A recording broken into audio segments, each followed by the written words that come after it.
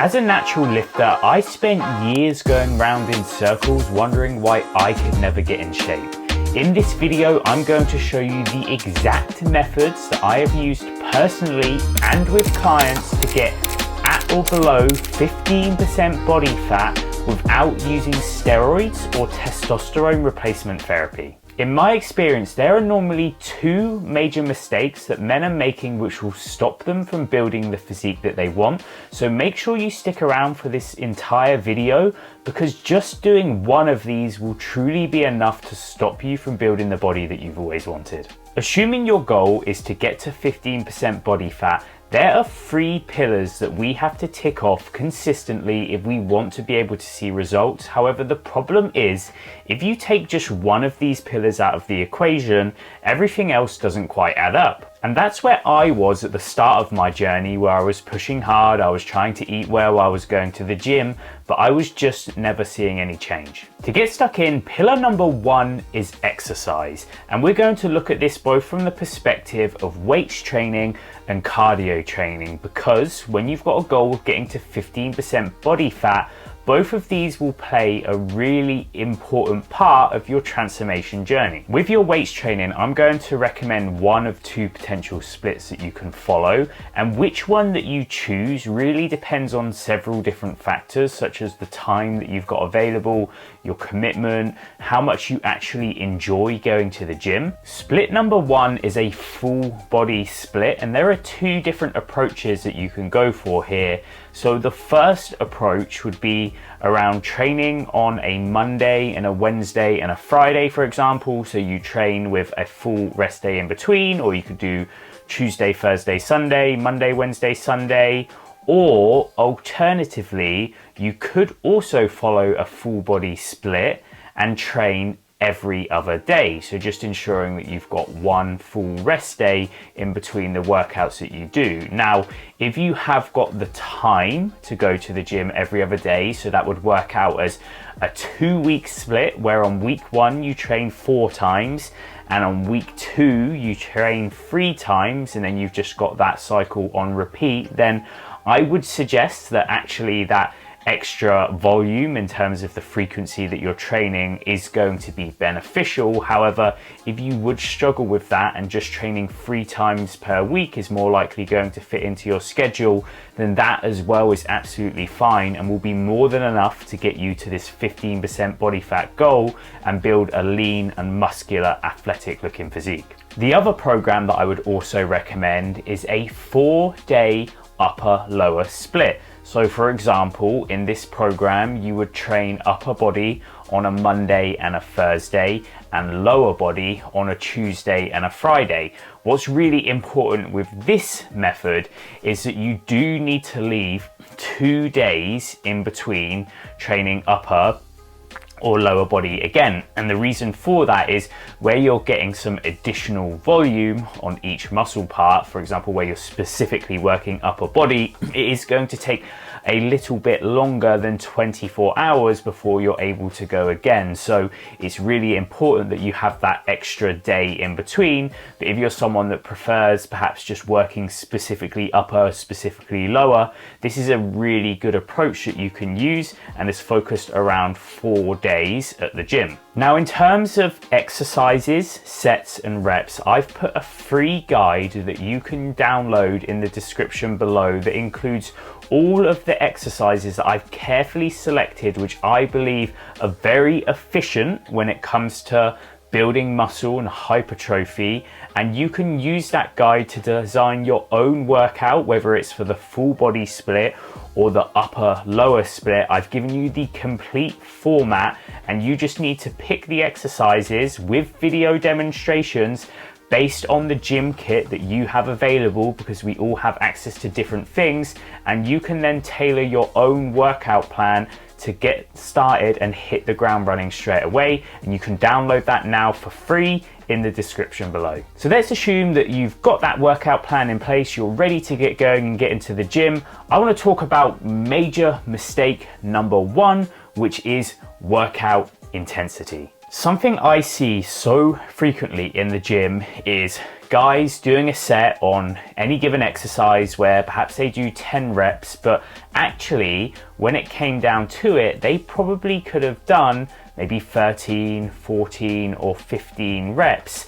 And the problem is when you're training and you're just leaving all of those extra reps that you could have done in the tank, you are just simply not going to provide your body with the stimulus that it needs to actually see change. What you have to consider is beyond a certain point, our bodies will not really want to add more muscle mass. And when it comes down to it, we are literally just survival machines. And when we add more muscle to our body, what we then essentially do is increase our caloric requirements to basically survive day to day. And whilst now we do live in a position where there is no shortage of food, we've got food available to us on demand, there was once a point where that wasn't the case. So to have extra muscle mass there would put you in a position where you need extra food to survive, but potentially you're in a situation of food scarcity.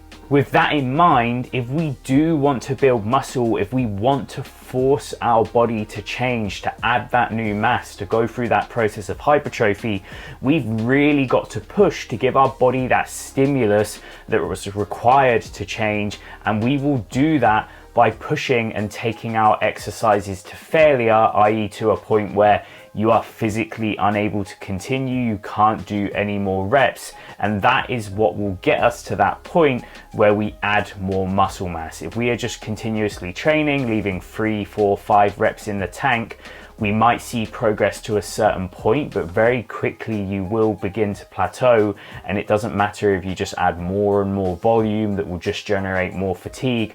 If your training intensity isn't there, you're not pushing yourself hard or close enough to that point of failure, it's just not going to be enough to force your body to change and to build the muscle that will be the foundation of your physique as you strip the fat off and get to that 15% body fat goal. The other element of exercise in pillar 1 is cardio, and with that I'm including steps and also dedicated low intensity steady state cardio sessions.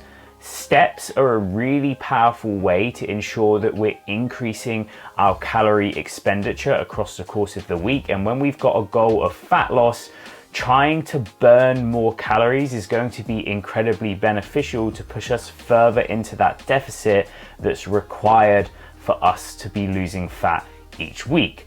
The way that I approach steps is I will look at it as an average over the course of 7 days. So for example, if I were to set myself a target of 12,000 steps, if I were to do 10,000 on a Monday and 14,000 on a Tuesday, that would be fine because I would still be on track for my average. And it would also take into account when you might have slightly busier days, and it just makes it easier to stay on course and not have to worry about having to set or hit a specific number every single day. Just a reminder guys, if you are enjoying this video, please do hit the like and subscribe button so you can be first to see new content like this each single week on how to build the physique that you've always wanted. On the cardio side of things, these are the low intensity steady state sessions like I mentioned. So these are focused around cardio sessions where I'm working at a difficulty of probably about a 6 out of 10. I could still maintain a conversation if I wanted to, but I've got a bit of a sweat on, I'm working hard. And the way that I tend to approach cardio when I'm trying to get to a low level of body fat is it's something that I will generally progressively increase throughout my cut. As an example of that, I might look to start at the beginning of my dieting phase by doing 3 20-minute sessions on a Stairmaster, but it could be a rowing machine, a salt bike, whatever it might be. But I do 3 20-minute sessions, and then after a couple of weeks, I might increase that to 3 30-minute sessions, and then 3 40-minute sessions, or 4 30-minute sessions, and so on. And it really just depends with cardio. I would say that there's not really a right or wrong approach, but it might come down to how much time that you've got to be in the gym. However, if you do have the time there, adding cardio in can really help accelerate things from a fat loss perspective, because it's going to significantly increase that calorie expenditure that we just discussed and the amount of calories that you're burning to help push us further into that deficit. Another consideration with cardio is if you are someone that struggles with time and you're really struggling to hit a step goal, then using cardio can be quite beneficial, because if you were to look at how many calories you would burn doing 45 minutes on the Stairmaster versus 45 minutes walking, you're going to get significantly more bang for your buck doing the cardio. So that can be a lever that you can pull if you are struggling a bit to get steps in. But in terms of the step count that I would aim for, generally, I would suggest that you probably want to be going for a minimum of 10,000 as a weekly average. But if you can push that as high as 12,000, even as high as up to 15,000, I wouldn't necessarily aim to go higher than that, then that can be really beneficial to help you just push things along and accelerate your rate of progress that you're making each week towards that goal. Pillar number 2, and a huge part of our 15% body fat transformation, is diet. Something that I learned the hard way over the years is that it does not matter if you are eating well and you are making good food choices. If your calorie consumption is too high, you will not lose fat. So that means we need to be incredibly focused on ensuring that whilst we are making good food choices, that also our total calorie consumption is also correct for the goal that we've got. Because like I said, if the volume is too high, then we're not going to see the results that we want. On the screen now is a basic equation that you can use to calculate your calorie and your protein target to get to your 15% goal. When it comes to your split from fats and carbohydrates, this is where I tend to just leave it down to personal preference. I would always recommend that you lean more into carbohydrates, because they are our body's natural energy, or I should say our body's preferred energy source. So when you've got that target of still training hard to a high level of intensity, pushing yourself to failure, having those carbohydrates there will certainly help. However, assuming that your calorie goal is on point, you're accurate with your calories, and that your protein target is where it needs to be as well, if you've got an element of flexibility between how many carbs and how many fats you have, but the other two factors are consistent, then that is not going to prevent you from getting to your 15% body fat goal. So that volume again becomes incredibly important. However, one thing that I do want to mention is micronutrients, because yes, technically speaking, you could lose fat by just eating pizza every day. What we have to consider is, when we were coming back to what I was saying about us being survival machines and your body not necessarily wanting to add more muscle mass, is that if your cell health and your body is in a constant state of inflammation, you are deficient in vitamins and minerals, that is not going to be a state that is coherent with adding more muscle mass. That's just not a stress that your body's wanting to go through. So I'm not suggesting that it won't happen or that it's not possible, but we have to assume that the amount of muscle that you will put on will be significantly less if you are just constantly eating crap and not ensuring that you're eating a good quality diet and taking care to get in your fruit and vegetables across the course of the day as well. What we have to think about here is that we are trying to build a physique that you are truly proud of, that when you take your top off on the beach, you feel great. And there is a reason why the top athletes in the world look after their nutrition. They make an effort to eat well, and that's because it does make such a significant impact on performance. And if you are able to perform better in the gym each single week, you're able to lift more to continue to progress your workouts, that is going to make a significant difference on the end result that you see once you get to that 15% body fat. Our goal isn't just to get to 15% body fat but not really have much to show for it. We want to have that muscle mass there, that look that we're proud of, and taking care of what we're eating, and also how much is really the key that will get you there. With reference to our food choices, this brings me on to pillar number 3, which is consistency. You can have the most optimal diet or exercise plan out there in the world. However, if it is not something that you can actually stick with long term, then that is just not going to serve you when it comes to seeing results. And one thing that I say to my clients all the time is that if you look at a diet plan as an example and you think, okay, do you know what? I can stick with that for maybe 4 weeks, 6 weeks, 8 weeks. Then for me, that diet has already failed from the start, because eventually you're going to end up back at square one, and that is where the problem started in the first place. So we need to look at how we can create a plan that is actually aligned with your goals, but is something that you can realistically stick with long term. And this is where I will always try and move people away from that all in, all out mindset, because quite often that's the very thing that's been holding you back for all of these years.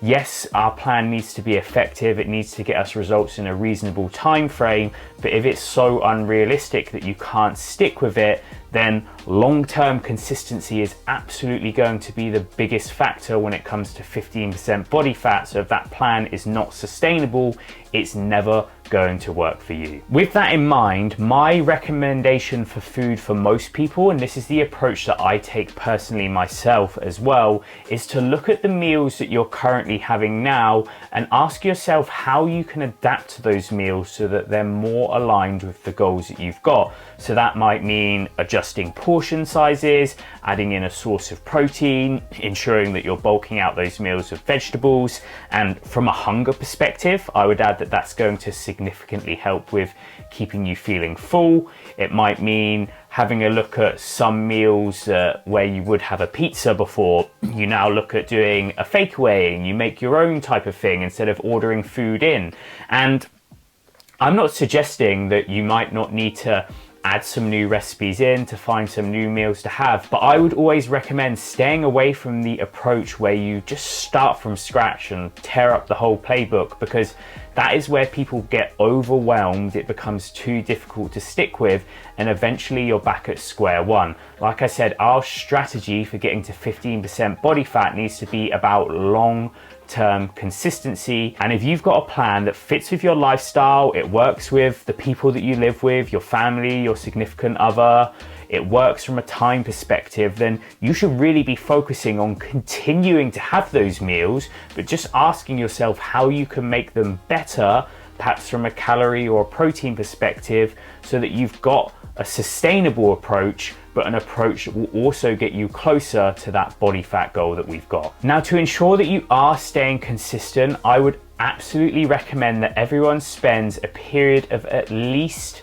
1 month using a food tracking app such as MyFitnessPal to track your calories every single day. And for me, this is an exercise that will bring you so much value in various different ways, such as knowing how many calories you're consuming in a day, how different food choices impact you from a calorie perspective, and also from a macronutrient perspective, and put you in a position where you can make better food choices overall. And what I would suggest is this is not something that you will necessarily need to do forever. However, at least for that first month, it will be worthwhile. And I certainly do appreciate that that is a bit of an administrative task. It does take time. There is a level of effort involved in tracking your food accurately, in weighing meals out. However, the value that you will take from doing that in terms of your long-term progress and being accurate with your food will far outweigh the sacrifice that goes into it. So it is definitely something which I would suggest you need to do if you've got that goal of getting to 15% body fat. Major mistake number 2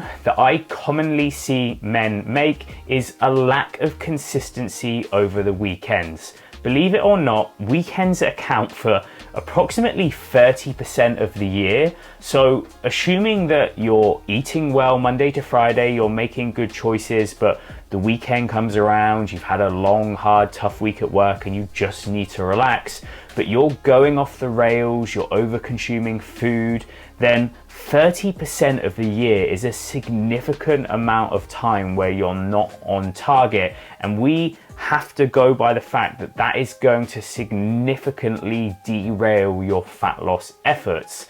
And food is just one side, but another big area that lets a lot of men down is alcohol consumption. And on the screen here, I've put together a list of common drinks, and the number that you will see above is what is included in 5 drinks from a calorie perspective. And I thought that 5 was a pretty reasonable amount of number of drinks that people might have across a day or a night out. And even if you were to stick to your calorie goal specifically, just to add the additional calories from alcohol would have a significant impact on your total consumption. However, I would suggest that it's probably also reasonable to say that if you are consuming that many calories from alcohol, that your food consumption is probably not going to be that great as well, because I don't know many people that have 5 or 6 drinks and then they want to eat super healthily the next day. So we might also assume that if you have that alcohol on the weekend, that your food choices might not be great and you go over your calories and your food as well. We could potentially consume an additional 2,000, maybe even more calories, and that might equate to a whole extra day's worth of food if you've got a calorie goal of around 2,000 that you're consuming, and that will be more than enough to completely derail your calorie deficit and potentially even send you the other way where you end up putting on fat instead. Now, there are methods that you can use, such as calorie banking, where Monday to Friday you might drop your calories by 200, and that gives you an extra 1,000 calories to play with come Saturday if you've got an event on that day. But that's definitely not something that I would recommend doing frequently, because it's certainly going to have an impact from a hunger perspective by dropping your calories, and it's also going to have a bit of an impact on your gym performance as well. So that is a method that I would use very sparingly. But to summarize, I would suggest that if you've got that goal of 15% body fat, you need to really look at how frequently you're consuming alcohol, or whether you even make a decision to temporarily cut it out altogether whilst you're putting your efforts into getting to this lean and muscular physique that you want to work towards. The main thing I want you to take away from the consistency side is whatever plan that we go for, it has to be realistic, because whilst absolutely we want to be seeing fat loss at a good rate every single week, if we just push for that most optimal approach, like I said, but it's not something that we can stick with long term, then we're never going to see the results anyway. So you've got to think about that element of consistency when you decide what approach is right for you to get to that goal. So to go over those 3 pillars again that we can use to get to 15% body fat without steroids or TRT, we have got exercise, nutrition, and consistency. And what you have to remember is, like I said at the start of this video, is if you take one of those out of the equation, everything just won't add up. Because if you're going to the gym but you're not eating well, then that's going to impact your progress. If you're eating well but your gym sessions aren't quite right, you're leaving loads of reps in the tank, that's going to impact how much muscle you've got. Or perhaps you eat well and you train hard, but then you're just not consistent with both training and the gym, and you have a week on and you have a week off. You can see the importance of finding that plan where everything comes together, and when you've got that approach locked in, you will start to build that momentum. You'll see results each week, and that is when you'll be fully on track to get to that 15% goal. Now, if you've watched this video and you still feel a little bit stuck, you're not sure what the approach is for you, I was in that position as well. Head to the link in the description now and you can apply for one-to-one coaching with me, where I will set out a tailored plan for your lifestyle, your goals, everything designed specifically for you, so you can build that physique you've always wanted and finally start seeing results and a body that you're proud of.